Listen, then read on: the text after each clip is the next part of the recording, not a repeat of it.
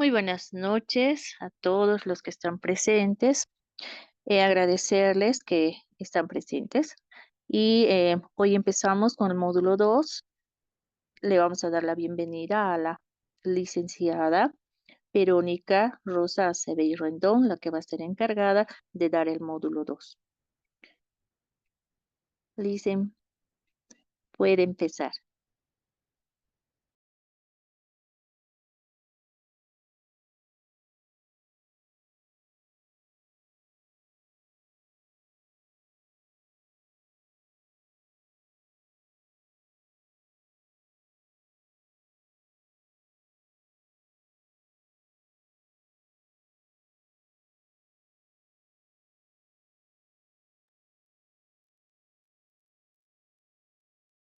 Bien, muy buenas noches. No sé si se ve la pantalla que estoy compartiendo.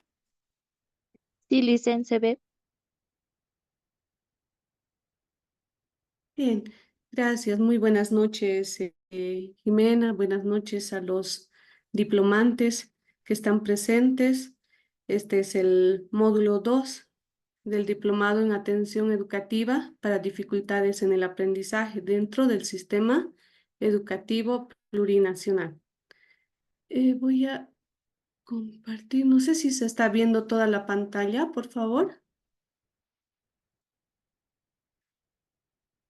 No, Licen, no está toda la pantalla.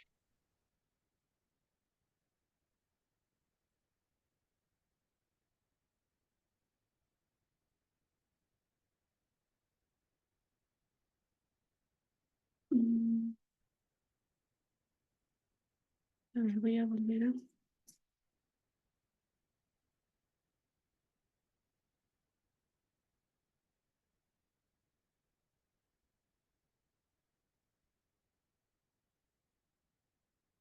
Ahora no, ¿no?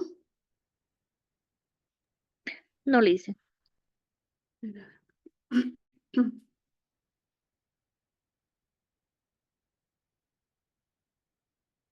Ahora sí. Sí, Licen, ahora sí.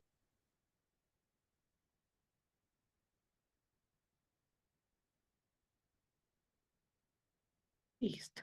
Eh, Muchas gracias, Jimena. Bueno, veo que están presentes y muy puntual Rodrigo y, no me equivoco, Giovanna, ¿no? Muy buenas noches a ellos. Quisiera saber de dónde son, por favor, de dónde están presenciando la clase.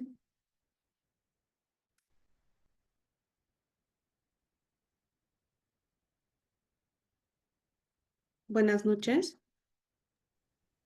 Bueno, muy buenas noches. Mi nombre es Rodrigo Díaz y estoy desde Cochabamba. Ah, de Cochabamba. Bienvenido, Rodrigo, a este módulo 2. Y también tenemos a Giovanna, ¿no?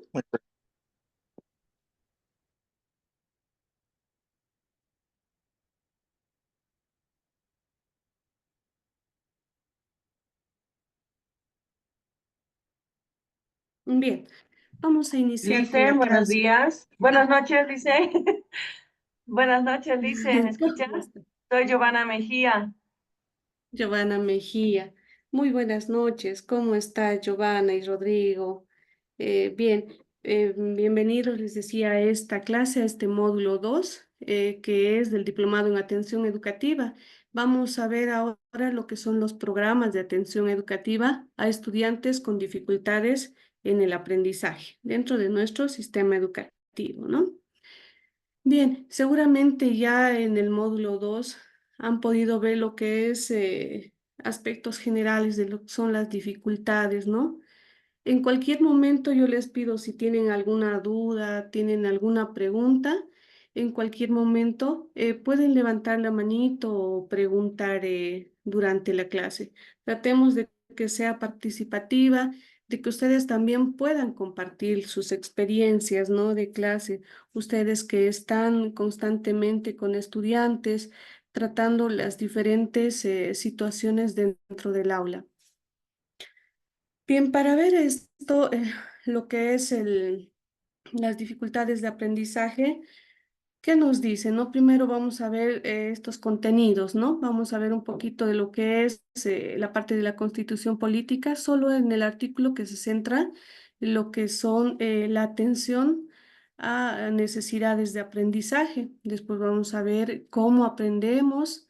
Hay diferentes teorías del aprendizaje, ¿no es cierto? Tenemos que ver qué nos dicen esas teorías, cómo funciona nuestro cerebro, cómo aprende cada una de las personas. Tenemos que saber eso para poderlas atender. Y finalmente tendremos lo que son los estilos de aprendizaje.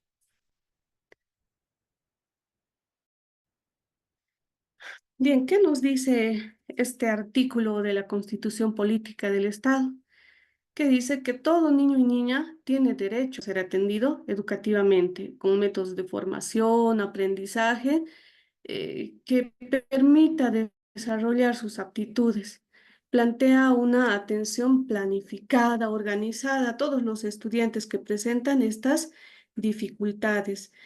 Prácticamente estos últimos años se está viendo mucho más y están poniendo especial atención en esta parte de estos estudiantes que nos dicen que prácticamente eran invisibilizados, ¿no? No se daba mucha atención, no se atendía mucho a estas dificultades. Y este artículo 17 específicamente nos dice que cuál es la obligación de la educación, ¿no? Que es contribuir con políticas, planes, programas y proyectos educativos de atención a estas personas con dificultades. Entonces, ¿cuál es nuestra responsabilidad como educadores? Detectar, evaluar y atender a estos estudiantes en el aprendizaje a lo largo de los años o en el año en que ellos se encontraran cursando.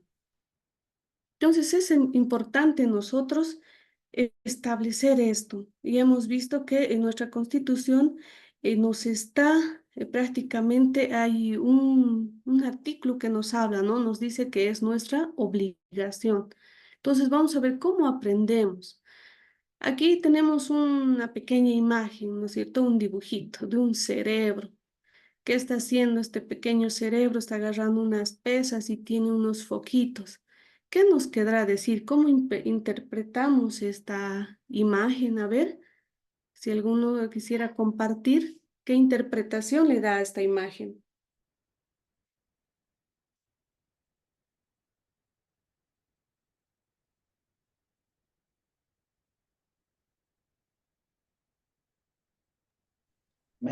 Mente activa, dice.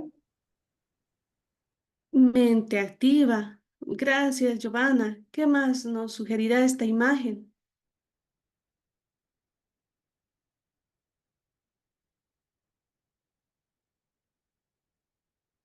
Mente activa. ¿Qué más será? A ver, está también Giovanna. Perdón, Rosana, Rodrigo. Buenas noches, Licen. Puedo Buenas noches. interpretar que es una mente fuerte, iluminada. Ya, una mente fuerte, iluminada, ¿no? ¿Cómo aprendemos entonces? Aquí nos sugiere haciendo ejercicios, ¿no es cierto? Iluminando, llenándonos de ideas. ¿Qué ocurre cuando queremos, por ejemplo, físicamente que aumente alguna parte del cuerpo? Por ejemplo, los que hacen fisiculturismo, hacen pesas porque quieren que crezcan los músculos, ¿no? Y en este caso, ¿cómo crecerá pues nuestro cerebro, nuestra mente? Aquí nos representa las pesas, ¿no? Pero el aprendizaje va creciendo con la práctica. Cada día, cada día es un nuevo aprendizaje y debemos ejercitar. No es que vamos a hacer pesas con el cerebro, ¿no es cierto? Sino leyendo, formándonos, estudiando. Entonces, todas esas cosas hacen que vaya aumentando las capacidades y las habilidades de nuestro cerebro. Hay dos conceptos que nos dicen qué es el aprendizaje. propiamente dicho, que es la psicología, por ejemplo, nos define el aprendizaje, dice, como una modificación relativamente permanente del comportamiento o del potencial, resultado del ejercicio de la experiencia, es lo que decíamos, es ejercitar cada día, ¿no? Bueno, la psicología tiene más que ver lo que es con el comportamiento. Nos dice que lo que vayamos a aprender nos modifica nuestros conocimientos. Y en la educación, ¿qué nos dice? Es la adquisición de conocimientos enmarcados en las aulas. Son las habilidades prácticas, sobre todo aquellas, dice, con respecto a la vida profesional.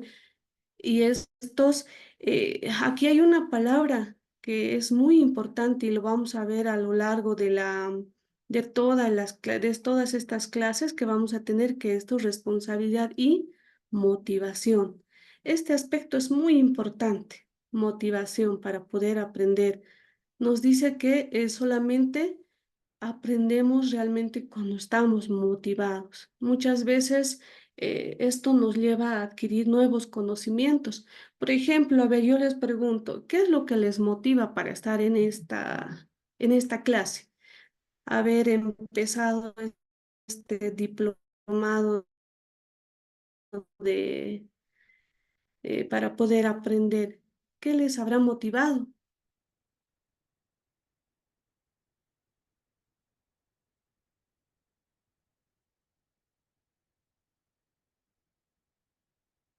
Aló, buenas noches, Buenas noches, compañeros, Erika, ¿cómo colegas. están? A ver, pido la palabra. En mi caso, por ejemplo, sentí la necesidad por el nombre, ¿no? Porque obviamente que nosotros hoy en día vemos que hay muchos niños que tienen problemas y dificultades de aprendizaje y este ha sido una parte muy importante en mí para poder actualizarme y ver algunos métodos y técnicas para realizar actividades con ellos, aprender un poco más, retroalimentar también muchas cosas que uno debe aprender, ¿no? Porque es bueno activarse y estar al tanto de tanta tecnología que hay hoy en día. Gracias, Erika. Entonces, vean, la motivación de Erika es formar, ayudar y apoyar a sus estudiantes, ¿no? Como decía en este artículo de la Constitución, prácticamente a partir del 2017 es cuando se ha dado mayor importancia a este sector de estudiantes, ¿no? Que anteriormente, pues, no se los visibilizaba mucho. Si bien ahora también nos dice que la educación, pues, es inclusiva, nos dice, ¿no? Se debe incluir a los estudiantes, pero prácticamente no se está trabajando tanto de esa manera. Más parece que porque dicta la Constitución y además nos obliga a inscribir a estos estudiantes, pues los insertamos en este sistema de educación regular, se los inserta, pero muchas veces no se los incluye en las diferentes actividades, ¿no? Muchas veces están pasivos en el aula, no participan, porque realmente no estamos aprendiendo nosotros también como ellos aprenden. Entonces, como dice el aprendizaje, debemos aprender a aprender como ellos para poder enseñarles, ¿no? Muy bien, Erika, gracias. Entonces, esa es su motivación. Bien. Prácticamente aprendemos desde el nacimiento, nos dice, ¿no? Es una constante información de procesos de adaptación en el medio donde nos encontramos, aprendemos de nuestro entorno y además que aquí nuevamente vamos a nombrar este aspecto que es tan importante, dice, depende mucho de la motivación. Además que es un proceso permanente. Esto nos diferencia, dice, ¿no? Del resto de todos los seres vivos. Creo que aprendemos desde que nacemos, por ejemplo, los bebés a lo que es a tomar la leche, aprenden si tienen alguna necesidad, pues el llanto es una manera de llamar la atención y aprenden a pedir ciertas cosas, todo un proceso, ¿no? además que es flexible, dice el aprendizaje. Hasta el último día de nuestra vida no dejamos de aprender.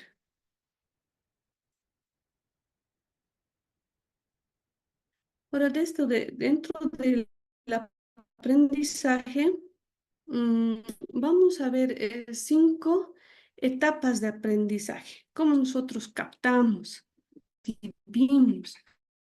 Primero, lo que hacemos es recibir la información, ¿no es cierto? Cuando vemos algo o escuchamos algo, recibimos. Este cerebro, dice, recibe las impresiones sensoriales a través de nuestras neuronas. Estas se comunican entre sí para pasarse la información. Una vez que llega, una vez que pasan las neuronas, pues percibimos, interpreta, dice, ¿qué estamos viendo, no? ¿Qué estamos escuchando? Percibimos esa información y le damos un significado. Después de darle este significado, pues vamos a procesar esa información. Vamos a seguramente razonar, pensar y decir qué estamos observando, qué estamos escuchando y qué vamos a aprender. Y finalmente damos una respuesta. Entonces, todo aprendizaje sigue todo ese proceso. No va aislado, ¿no es cierto? Por ejemplo, me imagino que todos en algún momento cuando éramos estudiantes, niños, hemos seguido ese juego que dice pasa la corriente, ¿no es cierto? Cuando alguien venía o le golpeaba o le tocaba, ¿no es cierto? Decía pasa la corriente y el uno tenía que tocar al otro y tenía que tocar al otro, ¿no es cierto? Entonces, de esta forma funcionan esas neuronas, reciben y van pasando la información unas a otras. Y aquí, finalmente, la interpretación que podamos dar será la misma. Por ejemplo, a ver, si yo les digo aquí, les doy una información, les digo payaso, globos y juguetes, ¿no? Les doy esa información. ¿Qué significado le darán y cuál será todo ese proceso? ¿Han percibido, han recibido la información? ¿Cómo han percibido? Y al final, ¿cuál será esa representación o interpretación que podrían darle con esa información que les he dado? A ver, ¿qué podremos interpretar?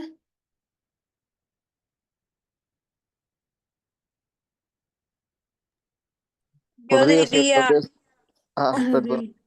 Adel- No, adelante. Adelante. Sigan.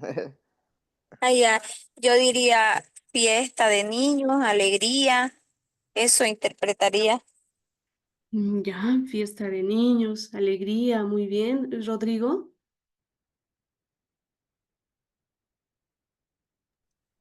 Sí, podría ser una fiesta de cumpleaños o tal vez una tienda de juguetes, ¿no? Vean, Un ahí cotidiano. ya un cumpleaños o tal vez una tienda, dice, ¿no es cierto? Está ofreciendo o está haciendo una propaganda para vender juguetes de niños. Ya son dos sistematizaciones o dos representaciones diferentes. Entonces, es así nuestro cerebro, ¿no? A lo largo de todas las imágenes, de todo el entorno que nos rodea, percibimos las cosas, percibimos o recibimos la información de diferentes formas, ¿no? Y dice, a lo largo de nuestra vida, dice, aprendemos a aprender como nos resulta más fácil. Esta construcción, por ejemplo, nos motiva a seguir aprendiendo por placer, por necesidad o finalmente para seguir aprendiendo como personas, como me decía, ¿no es cierto? Al principio, licenciada Erika, me decía, ¿no? Yo voy aprendiendo, ¿por qué? Para seguir aprendiendo y enseñar a otras personas. ¿Cuándo aprenderemos mejor? ¿Por placer, por necesidad o para seguir aprendiendo? ¿En qué caso nos resulta más fácil?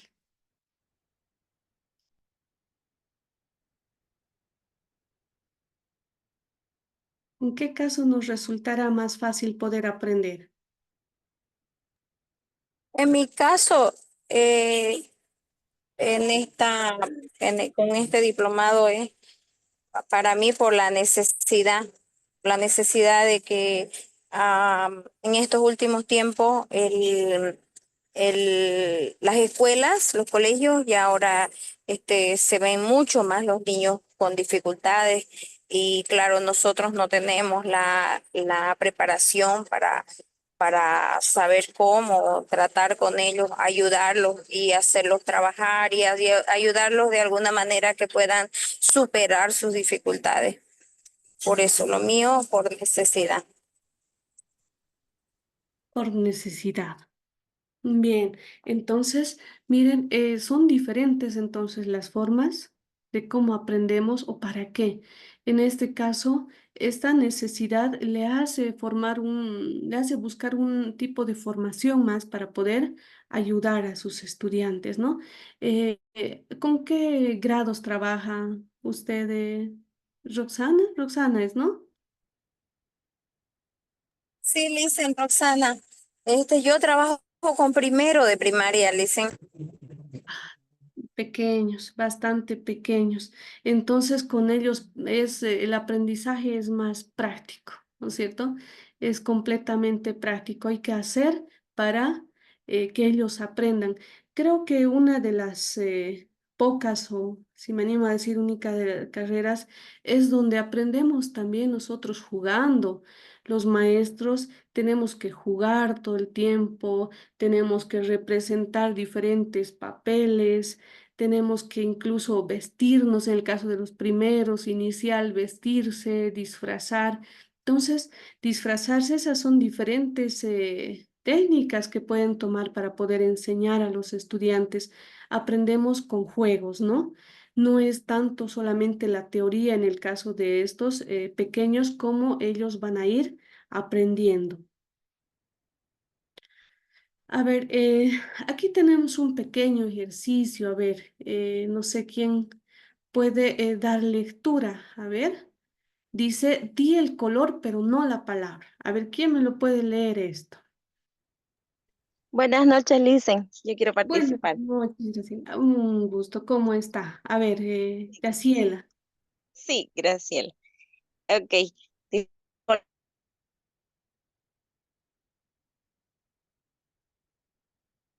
Negro, rojo, verde, morado, amarillo, rojo, naranja, verde, negro, azul, rojo, morado, verde, azul y naranja. Creo que me Pero Yo equivoqué. también quiero participar. dice el color, dice, ¿no? Adelante, adelante, a ver, Erika. Ya. ¿Quién Ya, quería participar? Erika, yo. ¿no? A Empiezo. ver, adelante. Verde, rojo, azul, amarillo, azul, negro, rojo, azul, verde, negro, rojo, amarillo, verde, azul, negro, azul, rojo y verde. Ah, muy bien, pero ¿le costó leer o fue muy fácil? No es cuestión de Costó, Lindsay. concentración. Costó. Cuestión de concentración, Graciela, ¿no? Y a veces recibimos la información, pero no la interpretamos. O sea, ahí está la información, pero no hemos interpretado inicialmente, ¿no? Yo cuando leía, bueno, veo los colores, pero quiero decir, quiero leer las palabras, pero así no las letras. Entonces, la información tenemos que ahí estará pues viendo lo que son los sentidos. La vista, ¿no? Yo veo los colores, pero interpreto las palabras. Mm. Ahora, para poder aprender, ya hemos dicho que todas las personas aprendemos de diferentes formas. Y también esta ciencia, la neurociencia, últimamente se nos da o se nos muestra como un apoyo a lo que es la educación. Prácticamente es una ciencia que está al servicio de lo que nos dice para poder entender estas dificultades. Dice, conforman un cuerpo disciplinar que aportan varias ciencias, dice. El sujeto de investigación es la actividad cerebral. Prácticamente estudia de cómo funciona el cerebro para poder aprender, ¿no es cierto? Sus conocimientos, dice, se especifican lo que es en el sistema nervioso central, su funcionamiento, las respuestas que dan, para poder dar también respuestas a a las necesidades que pudieran presentar los diferentes estudiantes. ¿No es cierto? Esta disciplina se basa en lo que el cerebro aprende de la vida. Ayuda, por ejemplo, a aprender lo que son algunos métodos de enseñanza, ayuda a comprender cómo madura el cerebro desde el nacimiento, patrones, que están asociados con las emociones. El aprendizaje es muy importante aprender las emociones de los estudiantes. Nos centramos mucho a veces solamente en las teorías o en lo que vemos y no así en la emoción que ellos pudieran presentar. Ayuda a explicar los trastornos. Pueden ser genéticas o pueden ser que se hayan ido dando durante el desarrollo de los niños, ¿no? Funciona. ¿Cuál es este objetivo de esta ciencia? Dice, describe la organización y funcionamiento del sistema nervioso. Si aquí podemos observar, tenemos un cerebro, vista lateral, ¿no es cierto? Esta neurociencia nos dice que cada una de esas pequeñas partes del cerebro tiene una función determinada. O sea, no es un todo. Por ejemplo, podemos observar aquí dividido el cerebro, ¿no? La parte frontal, ¿cuáles habían sido las funciones? La producción del lenguaje, la memoria, los recuerdos, coordinar acciones, resolver problemas, la atención. Aquí en el temporal tenemos también la memoria, entender el lenguaje, categorizar.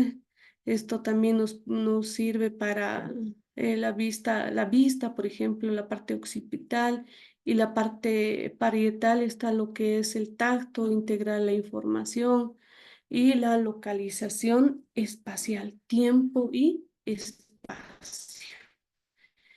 Entonces, cada una de estas partes del cerebro tiene una importancia en los procesos cognitivos del aprendizaje. Y eso es lo que nos enseña la ciencia, qué parte está funcionando mal, ¿no?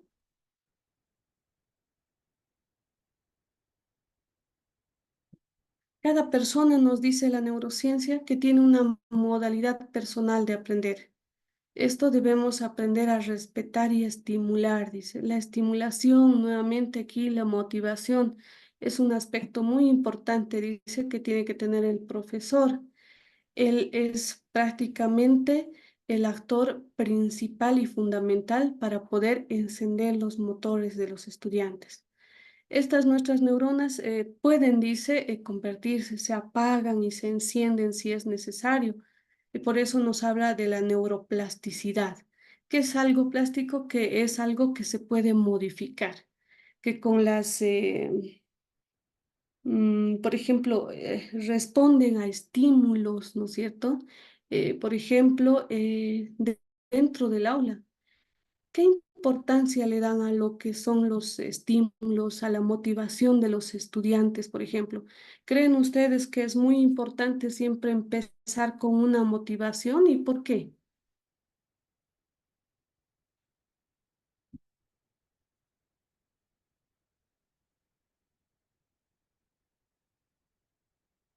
¿Cómo, ay, perdón, he saltado. ¿Cómo motivarían, por ejemplo, a ver a sus estudiantes dentro de su aula para empezar un tema?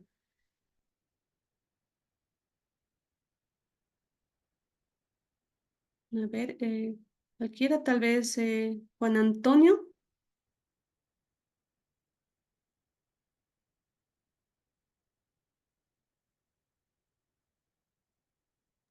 Buenas noches, buenas Buenas noches, Lisa. noches, ¿cómo está? Buenas ¿Cómo noches. está? ¿En qué grado usted trabaja? Yo soy administrativo, Lisa. Ah, Soy ya. director. Trabaja en la parte administrativa, con dirección. Sí, Ah, sí. ya. Pero, a ver, ¿qué importancia usted le da a lo que es la motivación a los estudiantes?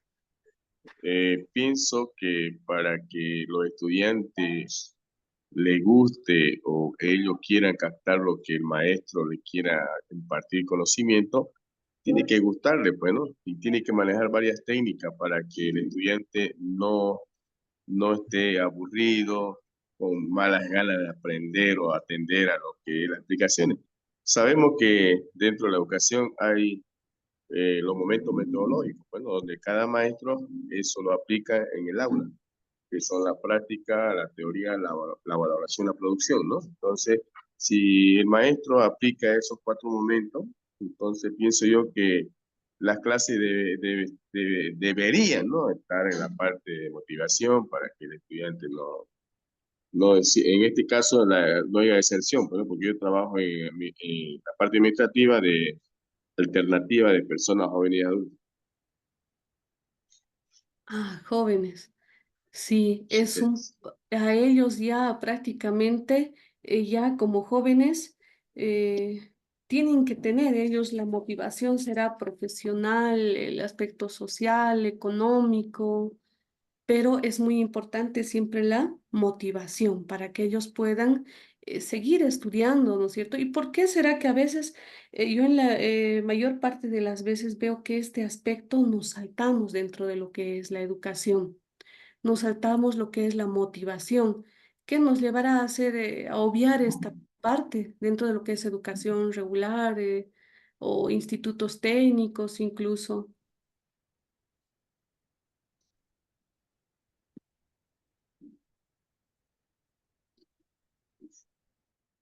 Bueno, creo que cortó su... muchas veces llegamos a obviar este aspecto tan importante que es la motivación. Por falta de tiempo, las clases son cortas, entonces creo que más nos vamos a lo que es la práctica, ¿no? La teoría, la práctica y la evaluación. Entonces, esto también, porque dentro de lo que es la evaluación, lo que nos exige más es cuantitativa, ¿no? Los resultados que esperamos, lamentablemente, son reflejados de manera cuantitativa. No es que los estudiantes van a pasar, digamos, de curso por una valoración cualitativa, sino se reflejan números. Es nuestro mismo sistema el que nos lleva a actuar de esa manera, ¿no es cierto? A poder saltar y valorar más a los estudiantes por por qué hacen en el curso y por un concepto.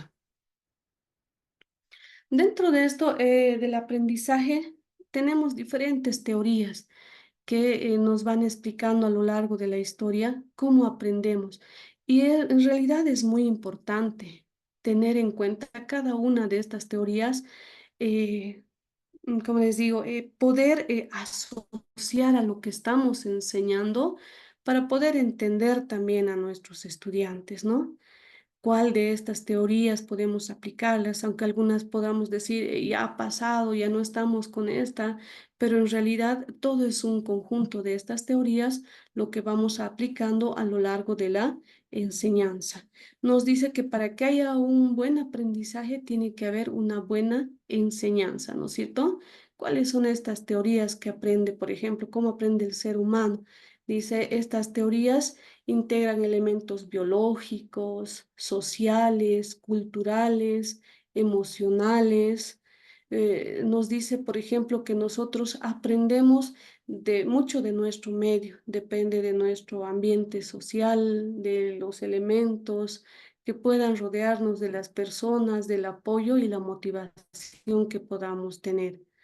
Dice, juegan un papel muy importante en el aprendizaje, generan una visión sistémica del proceso de aprendizaje. Prácticamente esto, lo que vamos aprendiendo a lo largo de nuestra vida, también nos ayuda, dice, a tomar decisiones sobre cómo conducir un proceso educativo. Tengo que saber qué nos dice una teoría, cómo aprende cierto estudiante para poder conducirlo, ¿no es cierto? Crean modelos explicativos, estas teorías de cómo aprende el ser humano, lo que permite generar modelos educativos y metodologías que desarrollen el aprendizaje en función al modelo, ¿no? Creo que los que más hemos aprendido y los que más hemos ido viendo a lo largo de la carrera, prácticamente en el magisterio, que yo recuerde, son las de Piaget, Vygotsky, Pavlov, ¿no es cierto? Son 4 teorías que aproximadamente a partir del siglo XX se han ido aplicando y han ido cambiando a lo largo de la historia. Tenemos las teorías conductistas, las teorías cognitivistas, la sociocultural y la constructivista, ¿no? Tenemos esas 4 teorías o corrientes del aprendizaje que nos dice cómo aprendemos cada uno de nosotros a lo largo de la historia.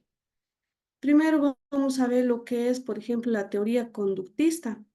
Esta teoría, bueno, creo que prácticamente decimos que ya ha pasado, ya no somos conductistas, pero en realidad, ¿qué nos decía Pablo? Desarrolla esta teoría del reflejo del condicionado. O sea, es el estímulo-respuesta.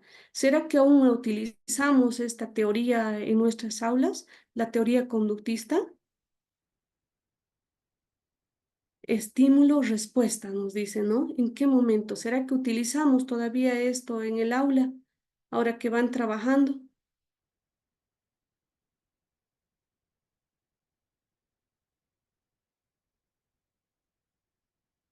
A ver, ¿qué me pueden decir? Marina, Dicen, buenas noches.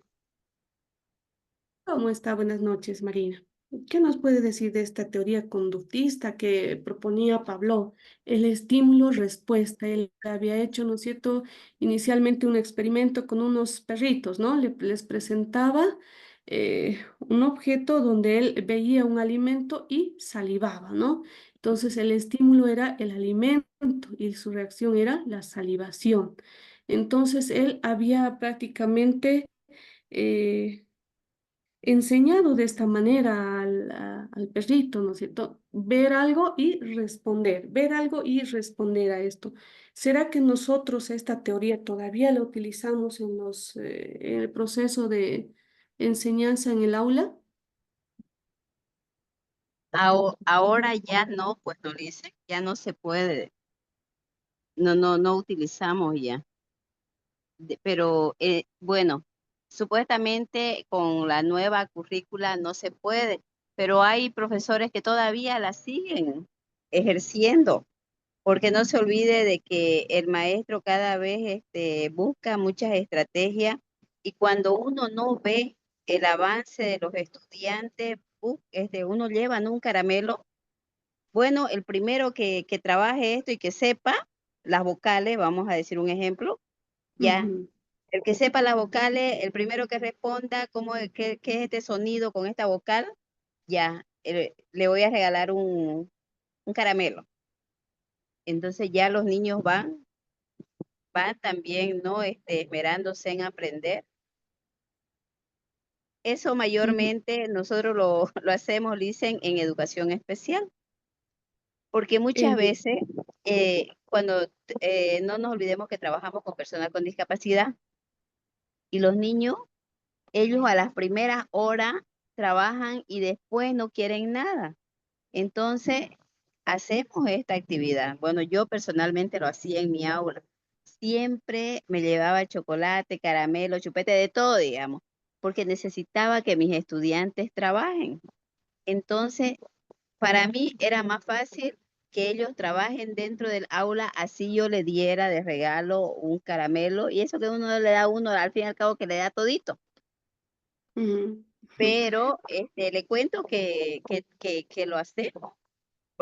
Yo hablo de mí personalmente, lo seguimos haciendo, porque no hallaba yo más que cómo trabajar, porque los niños querían estar afuera, afuera, afuera, porque es algo de impotencia cuando uno tiene 8, 9, 10 estudiantes y, y no todos trabajan al mismo ritmo.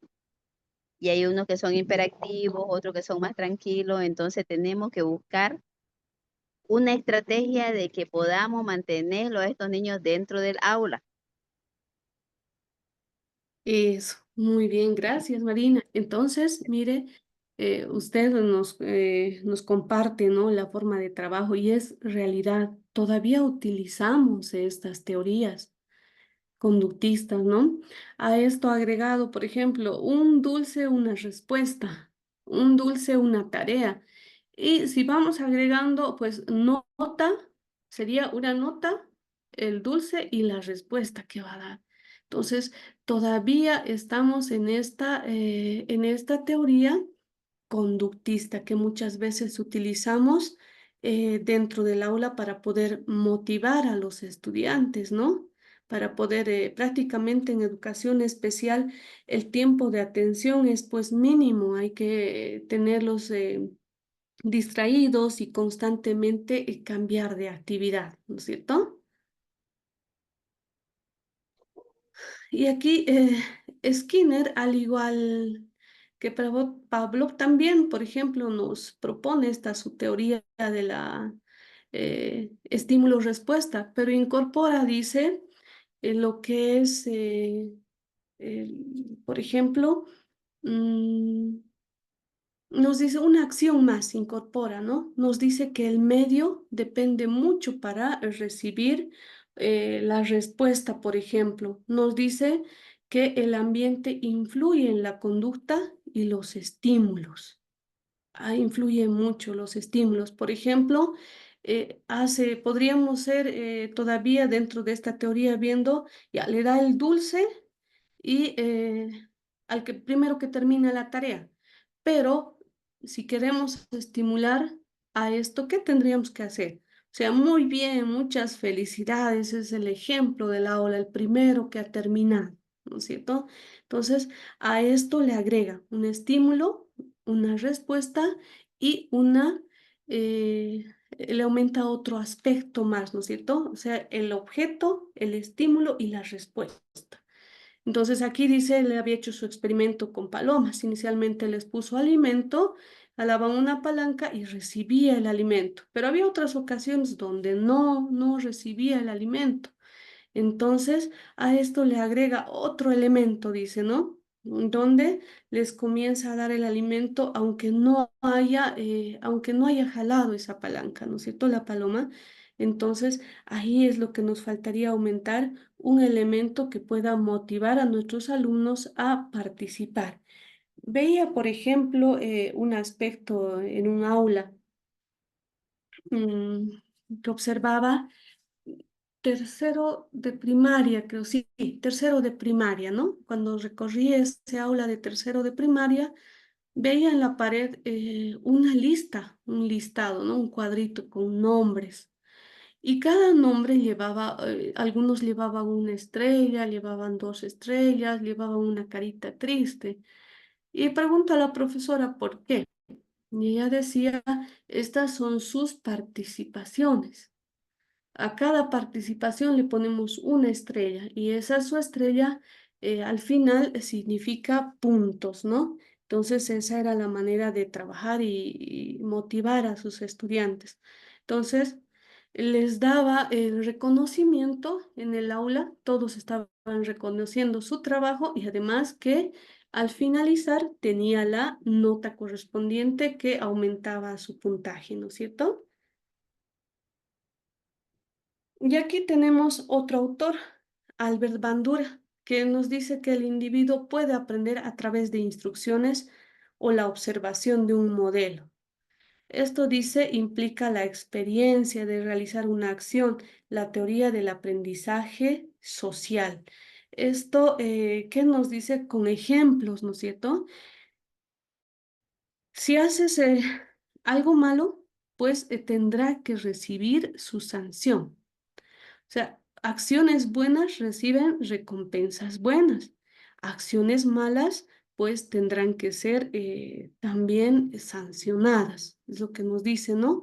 Existe eh, em, Esto es la teoría del ejemplo, por ejemplo, castigo. Si dentro de un aula, por ejemplo, hay estudiantes sumamente traviesos, indisciplinados, y generalmente se dice, te voy a dar una sanción, vamos a hacer esto, y bueno, pasó el día y nunca se hizo nada, y nuevamente el día siguiente. Entonces, esto se va haciendo costumbre. ¿Y qué hace la persona? Los otros estudiantes observan y aprenden. Entonces, muchas veces esto hace que modifiquen su comportamiento en función a lo que están observando dentro del aula, ¿no? Entonces, esto determina también lo que es el comportamiento, castigo y recompensa. Pero no se puede, pues, prácticamente generar, a ver, qué castigo se les puede dar dentro del aula, porque ahora prácticamente nos dicen que no se debe, pero ¿cómo sí? Prácticamente es bastante observado esto de los castigos, pero sin embargo, ¿qué podríamos hacer frente a un estudiante, por ejemplo, que es un mal ejemplo todo el tiempo en el aula? ¿Qué metodología podrían tomar? A ver, alguno de ustedes si podría compartirnos cómo trabajarían en este caso con este estudiante.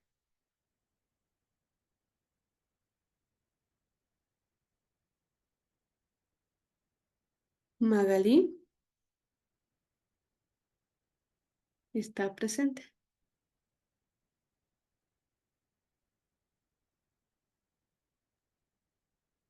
Buenas noches, Licen. Va a disculpar el atraso, recién pude ingresar. ¿Me Buenas escucha? noches, Magalí. Sí, sí, adelante, le estamos escuchando. Ya. Bueno, yo trabajo con dificultades en el aprendizaje y bueno, pues sabemos que los estudiantes que tienen bajo rendimiento escolar muchas veces son los que más problemas tienen, ¿no? Al menos de conducta y siempre se presentan varios de estos estudiantes. Y yo en mi caso procuro trabajar de manera individual, o sea, no dándole espacio para que puedan hacer otras actividades, para que puedan desconcentrarse de lo que están haciendo, ¿no? Entonces procuro darle actividades individuales para mantenerlos ocupados. No sé, esa Ya. es mi estrategia. Esa estrategia. Y en el caso que alguno no cumpliera con el trabajo, Eh, Siempre hay uno que se atrasa, ¿no? No que no cumpla, porque si vienen a dificultades es porque necesitan, ¿no? Nivelarse a la par de sus demás compañeros de aula. Entonces siempre hay que incentivarle eso, que ellos están de venida es a mejorar. Y hay algunos que se atrasan, pero no que no cumplan. mm, Eso tal vez ocurra en el aula regular, ¿no? Que son más estudiantes, que la maestra tiene a veces 30, más de 30 estudiantes. Y muchas veces le sucede eso, ¿no? Porque eso yo veo en las aulas, porque también trabajo la modalidad indirecta, ¿no? De estar eh, apoyando a la maestra de aula, ¿no? Viendo cómo está trabajando en el aula, la atención de los mismos estudiantes que me son derivados. Eso sería, licenciada.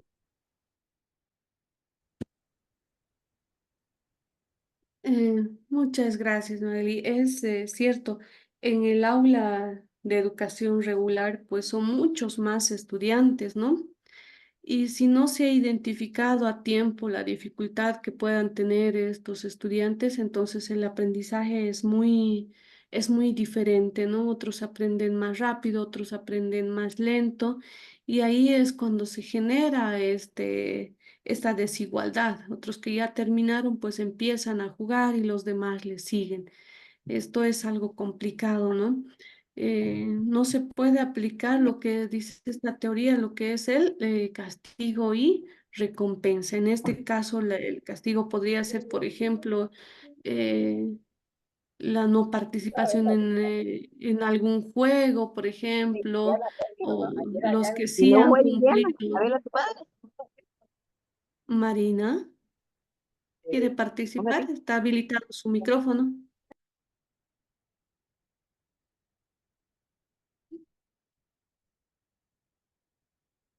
Ya, Yo quiero gracias. participar. Entonces, adelante, adelante. Ya, Bueno, compártanos, Erika. bueno, en mi caso, por ejemplo, nosotros trabajamos con la metodología ABP y este trabajo lo hacemos a través de grupos. Entonces, yo necesito mantener el grupo activo, necesito mantener el grupo motivado todo el tiempo, porque si yo no le doy una motivación a mis estudiantes, difícilmente que ellos puedan realizar un trabajo. Ellos se sientan en grupo de 4 o 5 participantes, que es la cantidad mayor, digamos, ¿no? Y nosotros tenemos una consigna en la pizarra todos los días. Y esto se va cambiando, obviamente, que las estrategias deben ser diversas, diferentes, porque a mí me puede funcionar y a otras personas no. No es que sea una específica para todos los días. Por ejemplo, en este caso, todos estos días he estado trabajando con puntos, el puntaje. Nuestros estudiantes son sumamente competitivos y nosotros si trabajamos así realizando competencias, los chicos se apuran, se fatigan, se ponen nerviosos, les gusta. En ningún momento se les habla mal, más bien se los impulsa, se los motiva, se los colabora, pero no me siento a trabajar exclusivamente con uno. Entonces, se basa primero esto en realizar un problema. Doy una pregunta problematizadora. Por ejemplo, los números romanos. Los números romanos yo trabajo con cuarto de primaria. Los números romanos vienen trabajando desde segundo, tercero y a cuarto. Entonces, ¿se acuerdan ustedes de los números romanos? Sí, algunos dicen sí, otros más o menos, otros así, no, que no se acuerdan. Entonces, yo les digo, los números romanos tienen varias letras, se las pongo en la pizarra. Si estas fueron las letras de los números romanos, ustedes deben pensar y trabajar en equipo cómo nosotros podemos darle el valor a cada uno, cuánto vale cada uno. Ya, entre equipo. Tienen que hablar despacio porque si ustedes hablan despacio, el equipo que está al lado suyo va a escuchar la respuesta. Entonces no podemos hablar fuerte. Y ahí, ¿qué estoy haciendo? Estoy trabajando y de manera organizada y también estoy trabajando que ellos hablen, pero despacio, para que no escuchen los demás. Y entonces depende mucho de la voz, depende mucho de cómo yo los motivo, exagerando muchas veces cosas para que ellos puedan motivarse y realizar sus ejercicios, su problema o lo que sea. Entonces, ¿qué ayuda más? Que el par es el que le ayude, el par es el que le explica, el par es el que hace, que también me hace que yo aprenda, hace que yo haga, y entre todos, bueno, entonces, ¿cuáles son los valores de los números romanos? Grupo número 1, tal, tal, tal. Es un ejemplo que les doy, ¿no? Grupo número 2, grupo 3, 4, 5. Cada uno da su valor, pero no se da la respuesta. Y se va colocando o se va escuchando qué es lo que dicen las demás. Respuesta correcta, ¿quién la tiene? ¡Todos! ¡Wow! Ellos empiezan a aplaudir. Bueno, ahora nos vamos a los ejercicios. Este es el ejercicio número tanto. Vamos resolviendo y vamos realizando en el cuaderno, haciendo los ejercicios. ¿Cómo tiene que estar el trabajo? Hermoso, porque si no está hermoso el trabajo, lastimosamente no podemos ganar el puntaje. Entonces, ¿qué estoy haciendo? Que los niños aprendan a trabajar limpio, organizado y ordenado el trabajo. ¿Y quién me ayuda a hacerlo? Ellos mismos, porque entre ellos cumplen un rol específico en cada grupo. Ellos saben cuál es su rol porque antes de empezar en el trabajo, saben que en cada grupo tienen un rol específico. Si somos 5, uno tiene el rol del líder, otro del investigador, otro del diseñador, otro escribe, otro el editor y otro el técnico. ¿Quién sabe más si es el facilitador, que es el que expone? ¿Quién puedes poner en un grupo? Cualquiera. A ver, Perito de los Palotes, usted me dice la respuesta de su equipo. Chila, a veces la piensan, ¿no? No importa si se equivoca, no importa, pero lo importante es que usted participe. Si él, muy bien, equipo número 1 acaba de ganarse 10 puntos. Son 10 puntos imaginarios, porque esos 10 puntos pueden valer como también no. Pero sí, yo en mi registro voy colocando que este niño participa, hace, conoce, sabe, etcétera, porque nosotros tenemos una lista de cotejo para evaluar cuánto sabe. Después de que hacemos esto, hacemos una retroalimentación o organización. ¿Cómo sé que los números romanos, que aprendiste, que no sé qué? Puede ser ese tema de matemática, puede ser ciencias naturales o ciencias sociales, porque nosotros no llevamos texto. Por ejemplo, yo les doy a investigar qué es la democracia. Para esta semana, o sea, les doy por decir el viernes para la semana que viene. El tema de naturales o de sociales, perdón, va a ser la democracia. Ellos van con su papelito, con su hojita, con su escritura, con su investigación, con lo que quieran, con lo que sea sobre la democracia. Entonces yo sobre la democracia doy 4 o 5 preguntas. Ellos buscan sus preguntas, hacen sus respuestas y después analizamos entre todas las respuestas. Terminan de hacer eso y cada uno tiene un tiempo determinado. No se olviden que para responder a esta pregunta tenemos tanto tiempo de trabajo. Ellos marcan su tiempo, organizan el tiempo y aprenden la hora porque tenemos un reloj dentro del aula. Entonces a ellos les enseñé cuánto marca el reloj, digamos, si es 5 y 10 y 20 y 30 y 35, exacto, etcétera. Menos 20, menos cuarto. Y del todo el grupo, si son 5, obviamente que no, los 5 no van a saber cuánto es, o sea, no van a saber la hora, quizás, ¿no? Pero 1 o 2 del equipo sí sabe. Entonces ya tenemos, falta 5, nos faltan 10 minutos y ellos se van apurando. Terminan de hacer su cuestionario, su mapa conceptual, porque también les he enseñado, ellos hacen solo a su forma, su criterio, más o menos le doy un formato yo en la pizarra y de ahí ellos deben hacer como ellos gusten. Ustedes, su creatividad, ustedes pueden hacer en nube, pueden hacer en cuadradito, pueden hacer en redondito, a colores o no. Ellos lo realizan. Y después de hacer eso, puedo mostrarles yo un video, puedo mostrar alguna cosa, otra cosa, podemos pasar a la pizarra. ¿Quién tiene la respuesta del X más 1 o más Y? ¿Quién tiene la respuesta? Pase a la pizarra. Pasa alguien del grupo 1, alguien del grupo 2, y dan la respuesta. Respuesta correcta, grupo 1, grupo 5, grupo 3. Y así sucesivamente, o sea, todo el tiempo ellos están motivados y ellos se autocontrolan, revisan, hacen. Y la verdad que es una dinámica muy linda, muy bonita. Unos aprenden más que otros, obviamente, unos son más rápidos. Y en el caso de naturales y sociales también, ellos plasman a través de cuadro. Un papelógrafo yo se lo corto en 4 y ellos solamente con hoja de color crean su diseño, por decir, si hablé de la democracia, a través de un dibujo realizan la respuesta o responden las preguntas sobre el tema que se está dando ese día. Eso quería compartirlo. Muchas gracias, Erika. Realmente muy importante lo que podemos entender a lo largo de la explicación de cómo trabaja. Es algo muy importante, la motivación. Y la cooperación en el trabajo, ¿no? En todo momento hemos visto cooperación, hemos visto motivación. En este caso, la motivación para los estudiantes es el puntaje, ¿no? Es el ser reconocidos. Como decía, tiene grupos de líderes, ser los líderes. Entonces, muy importante y muy bonita esta forma de trabajar para que así los estudiantes se sientan motivados a poder sobresalir entre ellos y sean reconocidos, ¿no? Para que puedan ser reconocidos. Entonces, prácticamente es una mezcla de todavía algunas teorías que nos dicen, ¿no?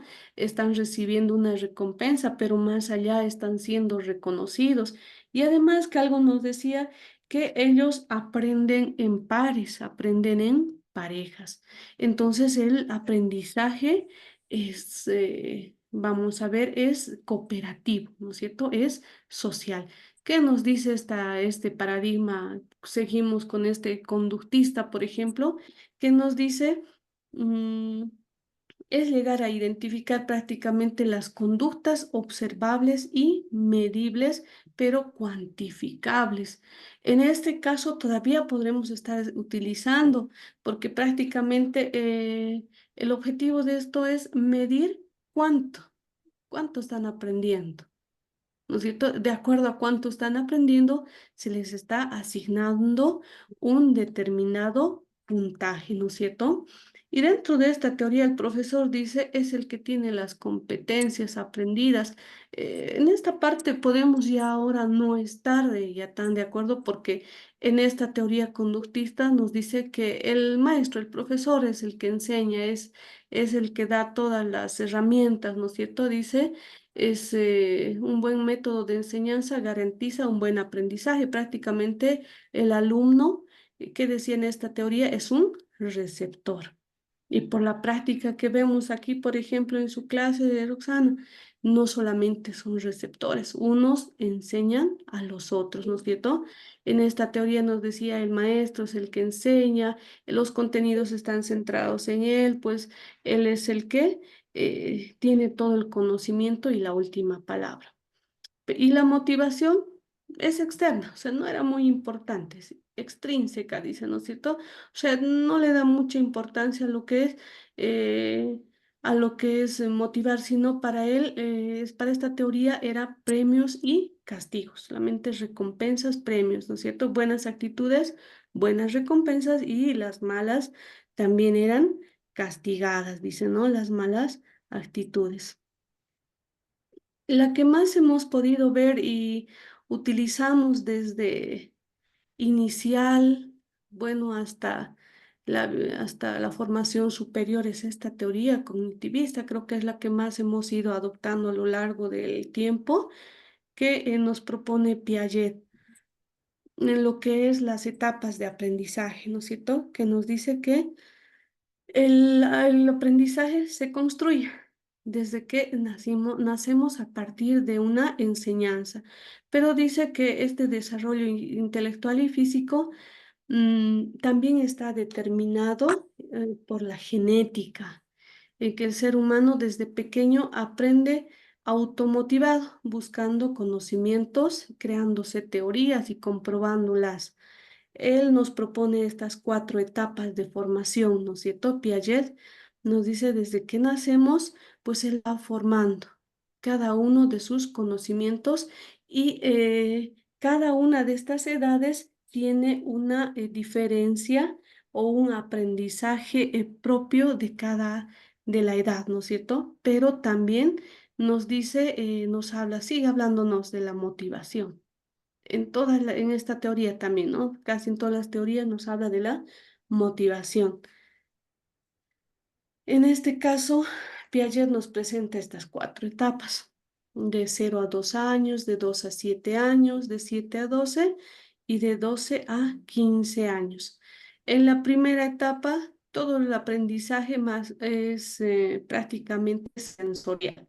O sea, los niños aprenden, dice, moviéndose, tocando, palpando. El aprendizaje es más físico. Después ya pues es la etapa preoperacional, dice habilidades verbales. Ya una vez que ha tocado los objetos, él va aprendiendo los nombres de cada uno y va relacionándolos prácticamente ya en la tercera etapa. Entonces aprende, dice, ya conceptos abstractos, relaciona el objeto que ha tocado, piensa qué es y ya le da un significado. Y la última etapa, la operacional, desarrolla, dice, habilidades sistemáticas, lógicas, ya aprende a razonar. Pero todas estas edades, vamos a ver que no son iguales, ¿no es cierto? No todos aprendemos. Si bien nos propone, por ejemplo, Piaget, que hay estas 4 etapas de aprendizaje, como ya decían en sus anteriores intervenciones, no todos aprendemos de la misma forma. No todos reaccionamos de la misma forma. No es una teoría que está hecha y pues nos dice que así debemos aprender. Por eso ahí está la neurociencia que nos dice que no es solamente estas teorías de aprendizaje, ¿no es cierto? Sino que tenemos que entender primero la maduración del cerebro, cómo nosotros vamos desarrollando a lo largo las emociones, el entorno, cómo ha afectado en ese proceso de aprendizaje.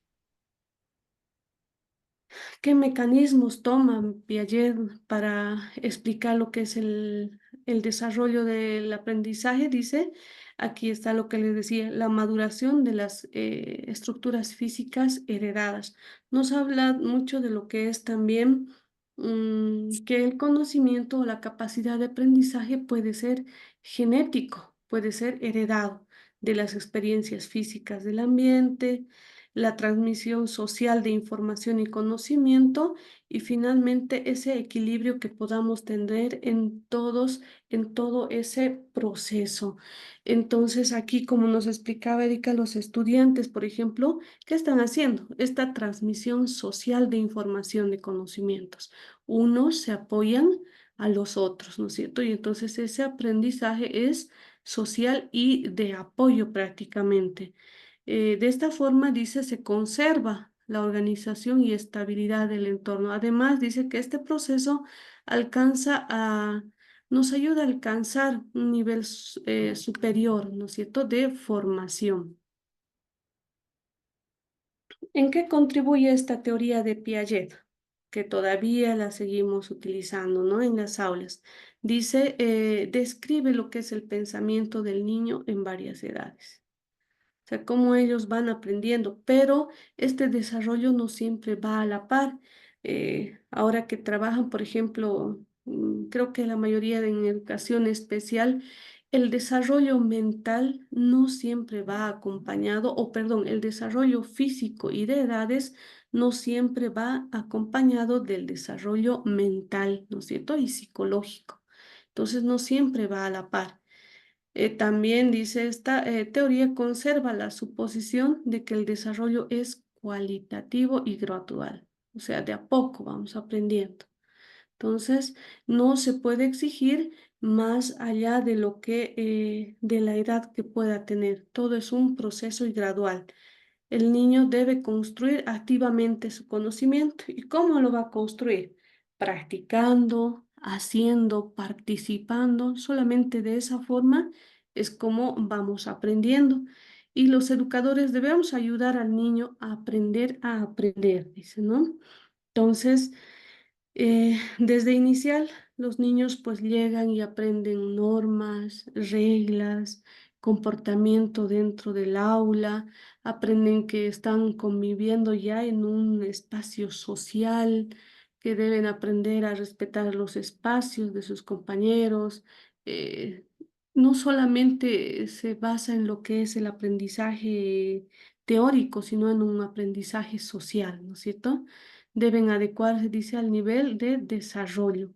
Este aprendizaje siempre va en acompañamiento, lo que es con la ayuda del profesor. Y Ausubel, ¿qué nos dice? Es otra teoría, ¿no es cierto? La teoría de Ausubel que nos dice, aprenden cuando son capaces de encontrarle un sentido a ese aprendizaje. ¿Qué será darle un sentido a un aprendizaje para los estudiantes? ¿Cuándo le darán un sentido?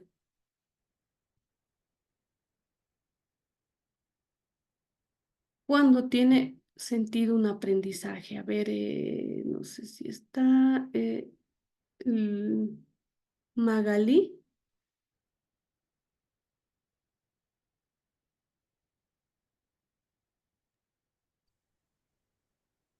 Listen, Adelante, Magalí. ¿Cuándo tiene ya. sentido un aprendizaje para usted? Bueno, el aprendizaje tiene sentido cuando es significativo, ¿no? Que el estudiante pueda, como usted decía antes, pueda poder observar, palpar los objetos para poder, porque no todos aprenden, sabemos que no todos aprenden al mismo ritmo, todos tienen diferentes estilos de aprendizaje y ahí debemos ver también los ritmos de aprendizaje de cada estudiante, ¿no? Eso en el aula regular, el maestro debe tener muy en cuenta que siempre debemos de ver el avance de nuestros estudiantes, porque como experiencia tengo de que hay estudiantes, eh, mayormente en cada aula hay uno, dos y hasta más estudiantes que presentan dificultades en el aprendizaje. Sabemos muy bien que la dificultad no es lo mismo que la discapacidad, ¿no? Ujú. Entonces, en el aula hay estudiantes que presentan dificultades por diferentes motivos, por diferentes causas, y ahí es donde nosotros debemos de actuar con nuestros estudiantes que más necesitan, que presentan más necesidades educativas. Entonces, el aprendizaje tiene que ser significativo. Ya, muchas gracias, Marilyn. Entonces, ¿cuándo tiene significado el aprendizaje? Cuando lo relaciona con algo que le gusta, ¿no? Dice aquí, por ejemplo, tiene, todos los estudiantes, nos dice Ausbel, que tienen un conocimiento previo. De todo lo que les vayamos a enseñar, saben algo. No es que el estudiante venga en blanco, no es que vengan con conocimiento cero, ¿no? Pero esto tiene que relacionarlo con los nuevos conocimientos que va adquiriendo. Por ejemplo, ¿qué nos dice? Si no le encuentran sentido, no aprenden. Y si encuentran sentido, pues van a aprender de manera significativa. O sea, tendrán que relacionarlo con su vida. ¿Para qué va a aprender? ¿Por qué va a aprender? ¿Y cómo lo va a hacer en su vida diaria, por ejemplo? ¿De qué le va a servir? ¿No es cierto? Eh, Como veíamos en una ocasión, irónicamente veía, por ejemplo, en las redes sociales esto que comparten y dice, no puedo con las matemáticas, dice, nunca voy a ir a decir, véndame 2/3 o 2/4 o un binomio cuadrado perfecto de arroz, dice, ¿no? Entonces, ¿para qué me va a servir? Dice, ¿no? Entonces, irónicamente relacionan esto de que no les está sirviendo para la vida. Entonces, a partir de esto, pues tendremos que encontrar y darle algún significado del por qué va a aprender, cómo lo va a aplicar en su vida, no simplemente un concepto, no una teoría para que pueda solo repetir, ¿no? Dice entonces, tiene que ser significativo, tiene que servirle, dice, para la vida. Y es así que van a aprender, pues, más motivados esto que están adquiriendo dentro del aula. ¿Y cuáles son esos requisitos, por ejemplo, para que este aprendizaje sea significativo para los estudiantes? Dice, deben ser tiene que haber lógica en el material, dice, que presenta el maestro. Debe ser organizado, el alumno debe estar conectado con ese conocimiento, con los previos que tiene. Debe tener una memoria y además que a largo plazo, corto plazo y relacionar con algo que hubiese hecho. En este caso, si podemos observar aquí la imagen, se relaciona con algo que haya podido vivir en su casa, ¿no es cierto? O en el hogar, o en el jardín, en algún lado que haya visto que ese aprendizaje, dice, no solamente sea por el momento, sino que le cause alguna emoción.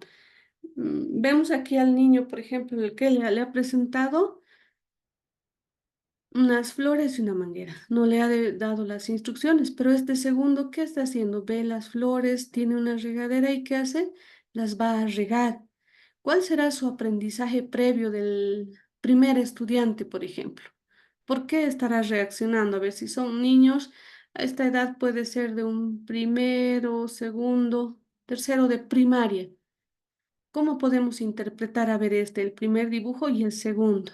¿Qué ha pasado? ¿El material ha sido significativo? ¿No ha sido? ¿La instrucción habrá sido clara o no para, en este caso, de estos dos estudiantes? ¿Cómo podemos interpretar, a ver, Rosana, Roxana? Disculpe, Lisa, voy a conectarme de mi compu y porque estoy de mi celular, acabo de llegar de la calle y no logro ver bien las imágenes. ¿Ya? No se preocupe, está bien, está bien. Tal vez Luis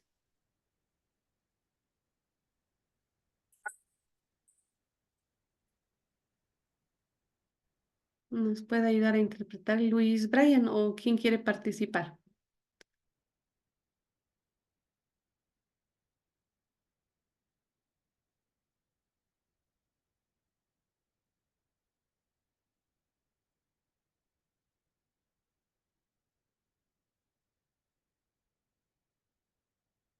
Graciela.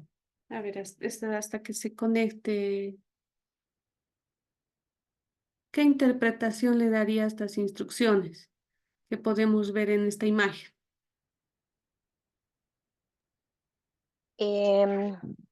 Yo creo que han hablado sobre el agua, la importancia del agua, ¿no? Y la maestra le habrá dicho que sirve para por ejemplo, ahí el primer niñito está utilizando mal el material, ¿no? Ujú. Le habrá dicho que es para la vida, que es para que las plantas crezcan, para el ser vivo, pero le dio mal el material, ¿no? Entonces él tiene una manguerita y se puso a Mm, jugar más ¿no? con la manguera. Eso, sí, se pone a jugar, ¿no es cierto? Sí, se pone a jugar y la destroza las plantitas. Y en la segunda, yo creo que la maestra ha preparado con anticipación y ha explicado y le ha dado el material correcto, ¿no? Y él está haciendo utilizando el material de forma correcta. De forma correcta. Muy bien, Graciela, gracias. Ahí está, entonces, ¿qué importancia le damos a lo que es la información o los conocimientos previos, ¿no es cierto?, que él tiene para que pueda relacionarlos con los conocimientos adquiridos y pueda él dar una respuesta. En este caso, dice, somos el resultado, nos dice, ¿no es cierto?, en esta su teoría nos dice, somos el resultado de nuestros conocimientos previos de lo que estamos asimilando y a partir de ahí se forma un nuevo concepto, ¿no es cierto? Un nuevo concepto. Seguramente al primer niño, pues, no le han enseñado exactamente qué hacer, ¿no es cierto? O no ha visto en la casa, no ha vivido eso, no tiene esa información previa y además que es muy importante aquí la instrucción y la motivación a qué, que es importante el agua, que no se debe desperdiciar, las plantas se las debe cuidar, entonces ha recibido toda esta información y él ha seguido y la ha aplicado, ¿no es cierto? En este caso, el siguiente o el segundo estudiante, en este caso. Pero hay otros estudiantes que ahorita vamos a ver, no aprenden solamente con instrucciones, ahí vamos a ver lo que son los estilos de aprendizaje, ¿no? Ay, nos hemos pasado, pero no. Bueno, haremos nomás ya seguido. Teníamos un descanso a las 8:30, pero así terminamos más antes. Bien, entonces, finalmente tenemos aquí este otro científico, Novak, que nos dice que él desarrolla los mapas conceptuales.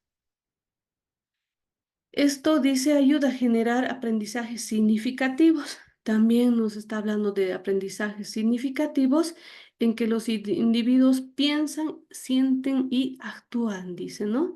Estos deben integrar para generar un aprendizaje que sea significativo, como en el caso de la plantita. Puede ser, le he dado planta, agua, sembrar, algo así, ¿no?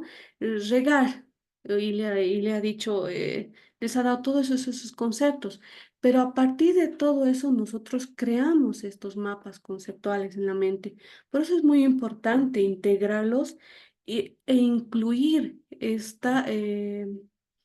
mm, este método o esta técnica de aprendizaje que son los mapas conceptuales con los estudiantes, porque nos ayuda a formar, o sea, son un componente de partes que nos van a llevar a un todo. Creamos pequeñas palabras separado, ¿no es cierto? Por partes vamos creando el mapa conceptual y al final de todo lo que hemos formado, de todas esas pequeñas palabras, entonces vamos a tener un todo, como aquí podemos ver, ordenar y sistematizar. O sea, formamos planta, flor, agua, vida, ¿y qué será eso, no? Entonces es sembrar las plantas. Las plantas es muy importante que las podamos plantar y podamos regar, ¿no es cierto? Entonces, a partir dice que de los también del aprendizaje significativo que le podemos dar, ¿Qué es significativo en el caso de las plantas? Las plantas nos dan, ¿qué les enseñaremos? Nos dan aire, nos proporcionan alimento, necesitan agua para vivir. A partir de ese concepto o de esas palabras, pues le hemos dado un significado y él ha dado una resignificación conceptual, ha ordenado y pues le ha dado un valor y un significado a todas esas palabras y a todo ese proceso para poder luego poner sus plantitas, ¿no es cierto? Igual que dentro del aula, enseñarles a ellos que puedan ir armando sus mapas conceptuales con cualquier tema. Se pueden utilizar en muchas áreas de aprendizaje, ¿no es cierto? Podemos utilizar estos mapas conceptuales, hay los mapas mentales que nos sirven bastante para que los estudiantes vayan formando a través de palabras un todo, un solo concepto.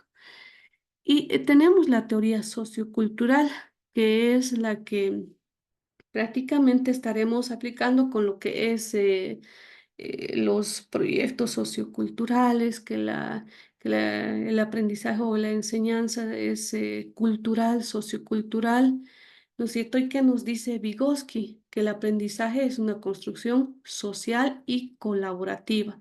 Por eso se hace cada año tras año también estos proyectos socioproductivos dentro de las unidades educativas. ¿Por qué?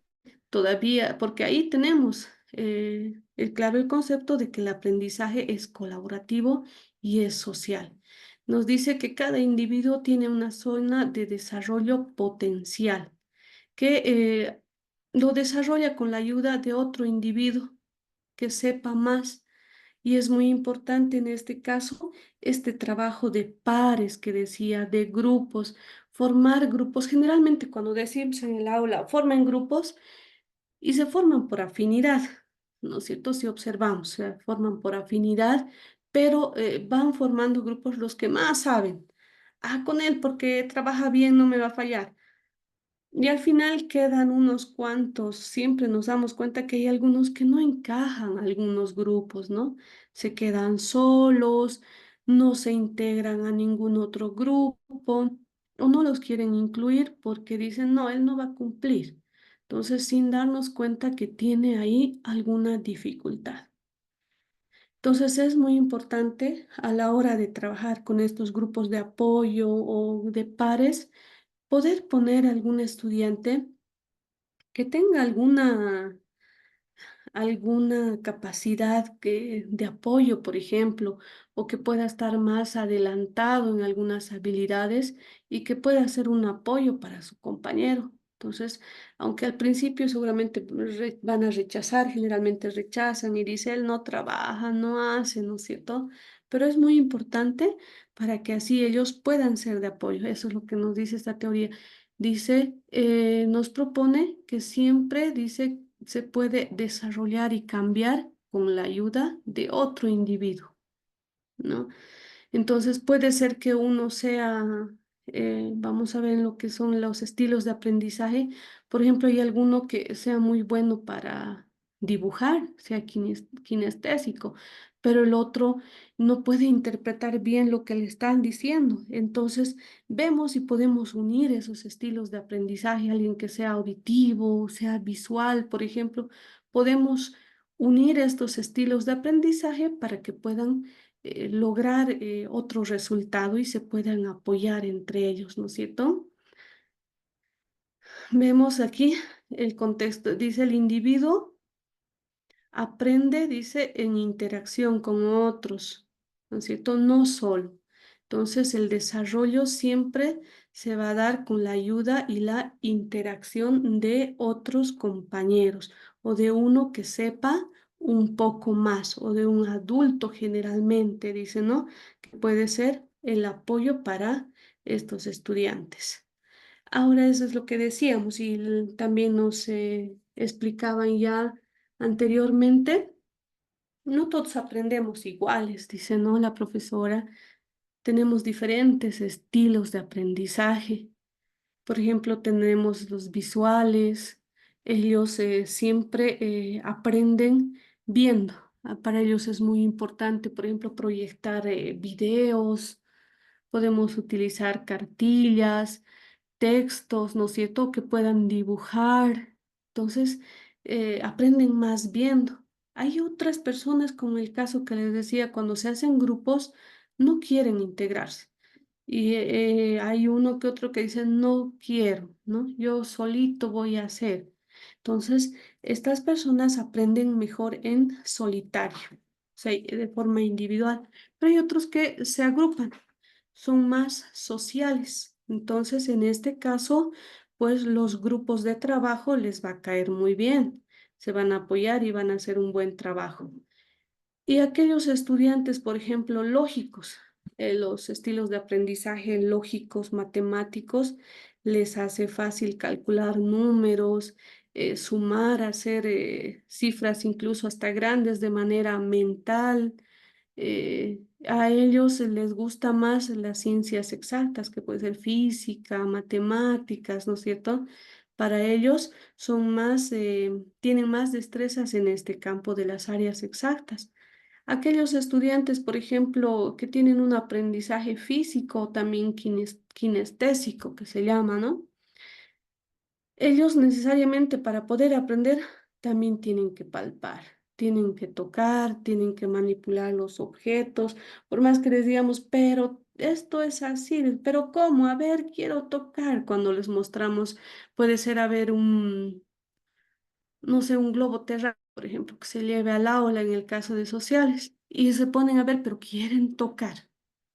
Entonces, estos les gusta siempre palpar el objeto que van a aprender. En el caso de los del estilo de aprendizaje verbal, por ejemplo, a ellos les gusta escuchar, les gusta más las explicaciones, son personas que entienden fácilmente las instrucciones verbales, y los auditivos igual, les gusta escuchar. A estos, a los verbales, les gusta hablar. Algo escuchan y les gusta volver a repetir lo que han escuchado, les gusta explicar y dar nuevamente, si en este caso es un trabajo de grupo, les gusta volver a dar las instrucciones y volver a repetir, ¿no es cierto? Y los auditivos, pues podemos utilizar diferentes audios, para ellos explicaciones, las consignas les es fácil poder entender para estas personas, pero generalmente nos dice que no todos, por ejemplo, tenemos uno o dos formas de aprendizaje, que es el multimodal, por ejemplo. Este dice, lo utilizan más de un 60% de las personas. O sea, todos, la mayoría tenemos esta forma de aprendizaje. Aprendemos de diferentes formas. Por ejemplo, podemos ser auditivos, kinestésicos también a la vez. Por ejemplo, ¿qué pasa en algunos casos cuando estudio? En el caso tengo que escribir siempre, escuchar y escribir, ¿no es cierto? Entonces estoy relacionando dos formas de aprendizaje. Entonces, no siempre utilizamos una, sino varias, pero dice que siempre uno está más desarrollado que otros, ¿no es cierto? Tendremos que descubrir en este caso cuál de nuestros estilos de aprendizaje está más desarrollado para poder aprender. Y a lo largo de la vida, todos tenemos cierta dificultad.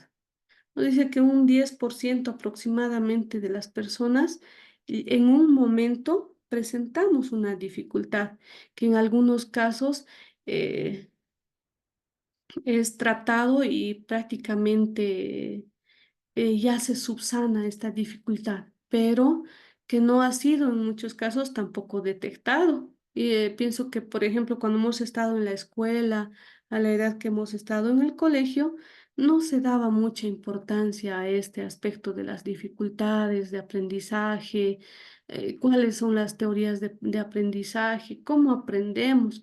Simplemente creo que se nos catalogaba en este aspecto como buenos estudiantes aplicados y los flojitos, ¿no es cierto? Ahí, los que eran descuidados y los flojitos. Entonces, ahora ya, pues conociendo todas las teorías de aprendizaje, cómo aprendemos, de qué forma y cuáles son esas dificultades, que en la siguiente clase ahora ya hemos visto cómo aprendemos, ¿no es cierto? Después veremos cuáles son esas dificultades y qué estrategias tendremos que aplicar para poder enseñar y subsanar las dificultades que pudieran tener nuestros estudiantes, ¿no? Y ahora esta teoría, ¿no? George Siemens es la última teoría que se está proponiendo ahora, que es, dice, un extracto o un estudio de todas las anteriores y ha ido subsanando algunas pequeñas fallas que pudiera tener. El conectivismo, dice, es una teoría del aprendizaje para la era digital. Esto nos dice que es muy importante porque ahora vivimos en una era digital, no podemos aislarnos, no podemos negar la utilización de estos dispositivos. Aquí nos habla mucho de lo que es la utilización de las TIC, de las tags, de los TEPs, ¿no es cierto? Las tecnologías de información están en todos los medios. ¿Quién no tiene un celular, un televisor, una computadora? Entonces, y acompañado a estas TIC, pues tendremos que aprender la utilización de estas TIC, como son los PowerPoint, que utilizamos para las diapositivas, Word, Excel, y ahí están las diferentes plataformas que nos sirve como Zoom, Meet, tantas otras que podemos incluir, dice, dentro del aula. Lo que pasa es que ya hemos entrado a una era digital que estamos queriendo un poco volviendo. Yo veo, por ejemplo, la negación todavía de los padres de familia, pero es que también tenemos que aprender esto, cómo enseñar la correcta utilización de los dispositivos, ¿no es cierto? Del internet, de todo esto. Les explicaba, por ejemplo, en el colegio hay una maestra de literatura que trabaja con celulares, ¿no? La vez que tiene clases, ella les hace llevar el celular para poder trabajar. Directamente sigue utilizando lo que son las plataformas. Por ejemplo, envía a ella el trabajo y todos tienen que subir, investigar. Y hay algunos papás que todavía reniegan. Dice en la circular 01 que prohibido es la utilización de celulares. Pero ahí nos estamos contradiciendo un poco. Si ya hemos entrado a una era digital, entonces olvidar todo esto y negar de todas formas sería un retroceso, ¿no? Entonces nos dice George Siemens que esta teoría que somos sociales, que estamos rodeados por un mundo digital, que estamos rodeados de información y que esta información tenemos que aprender a interpretarla y además aprender a ser selectivos para poder nosotros darle significado a este conocimiento que vamos a adquirir. Entonces, en muchos casos incluso de dificultades, por ejemplo, de discapacidades, en este caso, por ejemplo, físicas, yo veo que les sirve bastante los dispositivos electrónicos para poder ayudarse en la enseñanza. Entonces, ¿qué nos estaría faltando para poder utilizar de manera correcta los medios de estos dispositivos y medios de comunicación? A ver, ¿será correcto? ¿Podemos entrar a esta era y proponer esta forma de aprendizaje con los niños en educación especial?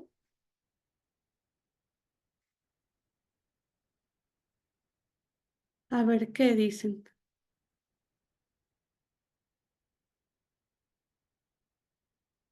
¿Podemos utilizar estos medios? Sí, Liz, Adelante. Graciela, adelante. perdón. Sí, Licen, es Se muy, puede, muy dicen, beneficioso.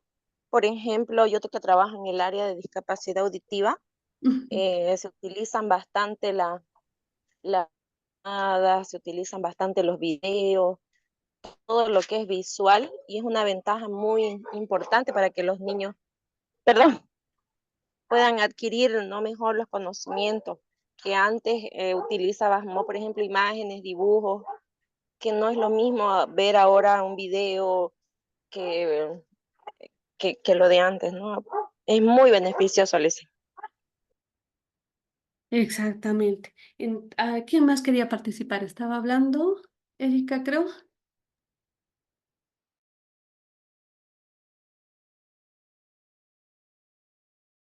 Igualmente, en dificultades en el aprendizaje, nosotros llevamos las transversales de atención, memoria, percepción. Entonces, tratamos de utilizar también estos materiales digitales porque contamos con computadoras ahí al menos yo en mi aula, no muchas, pero sí para poder ir trabajando e incentivar un poco, motivar más a los estudiantes, ¿no? Muchas gracias, Magali. Entonces, muy importante, un apoyo muy, o sea, es un gran apoyo para poder quizá eh, cubrir algunas falencias en algunos estudiantes en el caso de algunas discapacidades, pero también en educación regular. Lo que nos falta entonces es al maestro ser el orientador para que pueda enseñar la correcta utilización. Y esto tendría que ser sistemático, ¿no? Desde muy pequeños, porque las clases no quieren pasarlas virtual, pero cuando dicen, no, que el celular, que no tenemos, pero les vemos en el colegio, creo que todos tienen un celular, ¿no? Todos utilizan este dispositivo, que además que les es, creo que tan fácil aprender nuestros estudiantes, pues son prácticamente nosotros estamos aprendiendo recién y ellos ya saben de la utilización, son nativos, ¿no es cierto?, en la utilización de estas tecnologías. Nacen y aprenden a bajar diferentes programas y aprenden más. ¿Cómo es que ellos aprenden tanto? Juegos, programas, música, se tienen grabado en la cabeza más de 100, 200 temas y ahí les es difícil aprender un concepto en el colegio, ¿no? Entonces, con esta teoría nos dice que debemos aprovechar esta era digital para que pueda ser un material más y una ayuda en lo que es el aprendizaje de los estudiantes. Creo que alguien más estaba, si quiere participar.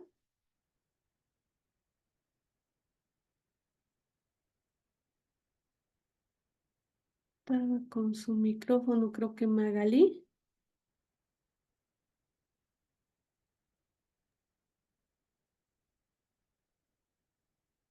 Adelante, Magalí.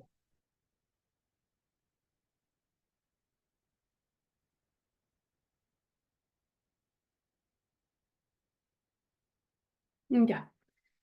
Bien, entonces esta sería la nueva teoría que tendríamos que ir adoptando en este nuevo siglo para poder utilizar como apoyo, ¿no es cierto?, en nuestras clases, para poder crear diferentes blogs, diferentes teorías a través de, les gusta tanto hacer TikToks, ¿por qué no un TikTok de un tema? Incluso esto se ha sacado, ya hay concurso de TikToks de temas educativos, ¿no es cierto? Saca la dirección distrital, el año pasado vi incluso de hasta las obras que las han grabado, entonces depende de poderles darle una buena orientación, ¿no es cierto? En este aspecto de la utilización de los medios. Bien, para terminar, quiero compartirles esta frase. Terminamos con esto que dice, dame un pescado y comeré un día, dice, pero enséñame a pescar y comeré toda la vida. Entonces, ¿qué nos querrá decir esta frase? Eh, a ver, ¿qué había sido lo más importante en este proceso? Para poder aprender, lo más importante es el saber enseñar, ¿no es cierto? Y esa es nuestra tarea, como educadores, pues estamos llamados a poder tener diferentes técnicas, estrategias de enseñanza para poder formar a nuestros estudiantes no solamente para un día, sino para toda su vida, ¿no es cierto? Por eso dice, si les enseñamos a hacer, entonces ellos van a saber para toda la vida. Y este aprendizaje en educación especial es precisamente, pues es más social. No es solamente del maestro y el estudiante, sino ahí prácticamente está involucrada toda la comunidad educativa. Tiene que trabajarse de manera coordinada, conjunta. Los papás son un pilar fundamental para poder desarrollar, ir avanzando, porque si como papás no queremos reconocer, y esa es una de las grandes dificultades que tenemos, ¿no? En los colegios, cuando hacemos llamar a un papá, le decimos, mire, necesitamos que busque un apoyo, esto está pasando, no tiene nada. ¿Cómo? Incluso es una ofensa, ¿no es cierto? Algunos que todavía no quieren reconocer que su niña o niño presenta alguna dificultad. Entonces ahí estamos todavía tropezando con este aspecto. Pero si el trabajo es colaborativo, entonces se puede avanzar mucho mejor con nuestros estudiantes, ¿no? Bien, estimados diplomantes, aquí estaríamos terminando. Hemos visto todo lo que es el aprendizaje. La siguiente clase vamos a ver, pues, cuáles son esas dificultades y cómo podemos trabajar con estos estudiantes. Muchas gracias por la atención. No sé si alguien quiere aportar algo más o tiene alguna opinión. Estaríamos terminando ya la clase. Muchas gracias, Licen. Muy interesante la clase. Muchas Hasta gracias. mañana. Licen. Hasta mañana. Hasta mañana. Muchas gracias por la participación. Todos vamos aprendiendo. Hasta mañana, dice. Hasta mañana. Gracias. Gracias, Liz. Muy interesante. Gracias a ustedes por la participación. Muy buenas noches y hasta mañana. Buenas noches.